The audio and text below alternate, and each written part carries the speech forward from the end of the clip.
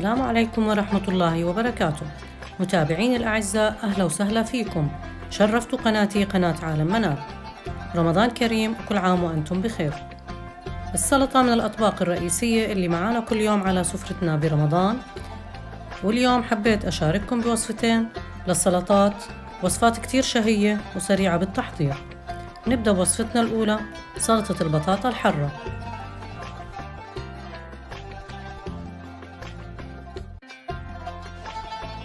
لتحضير وصفتنا بنحتاج الخس، عنا حمص حب، ذرة معلبة،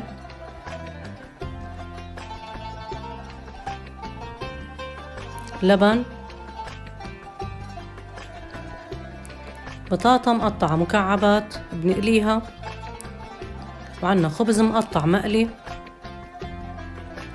بقدونس، بهارات اللي بنحتاجها الملح والسماق، الفلفل الأسود، وشوية دبس رمان، وعصير ليمون. نبدأ بتجهيز الوصفة. أول طبقة راح نحط الخس بنفرده،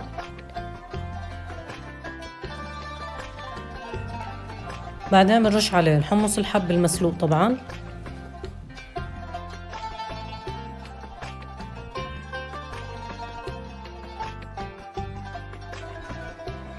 وبنرش الذرة،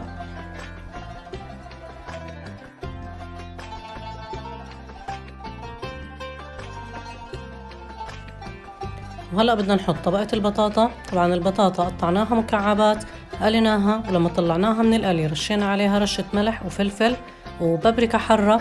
ممكن تبدلوها بالبابريكا الحلوة حسب حاجتكم، وهاي الوصفة ما فيها مقادير، حسب حاجتكم تتحكموا بالكمية.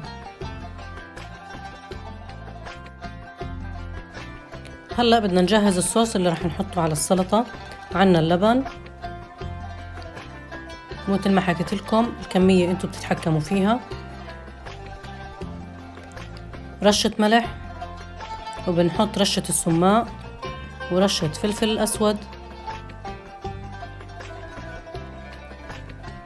عنا دبس الرمان، وبنضيف الليمون، عصير الليمون، بنحركهم كتير منيح.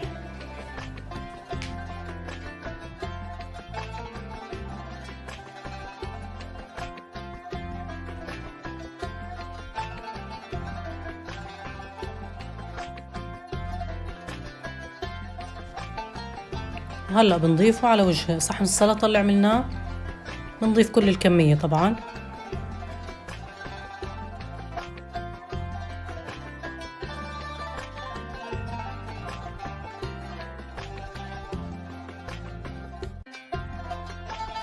آخر شي بنضيف الخبز المقلي، وبنزينه برشة من البقدونس.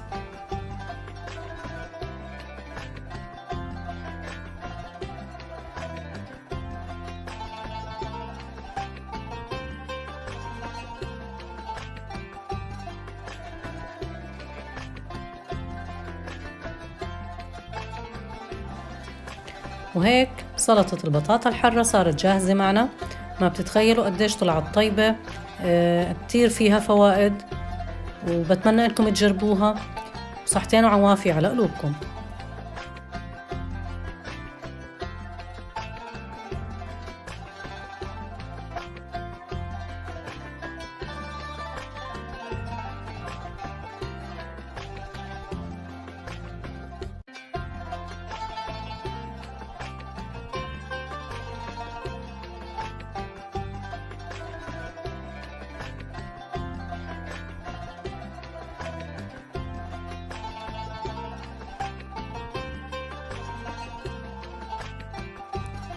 وهلأ رح نبدأ نجهز لوصفتنا الثانية، سلطة المعكرونة بالخضار.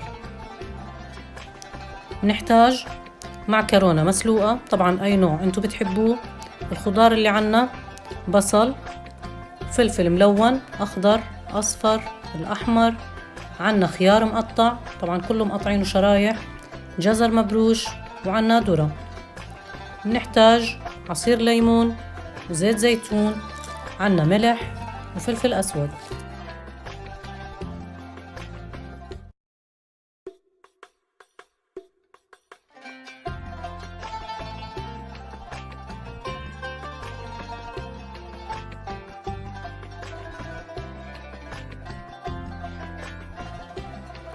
هلأ راح نضيف الخضار. طبعا السلطة كتير سهلة بالتحضير، كل المكونات بنضيفها فوق المعكرونة.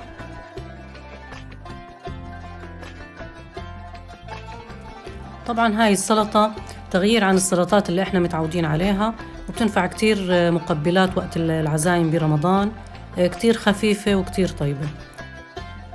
وهلأ بدنا نجهز التتبيلة اللي رح نضيفها على السلطة.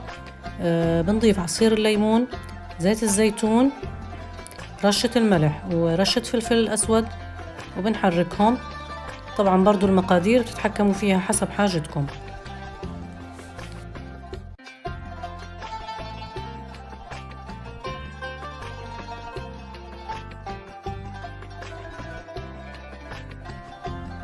وهلأ بنضيفه على السلطة، وبدنا نحركه كتير منيح لحتى كل المكونات تتشرب من التتبيلة.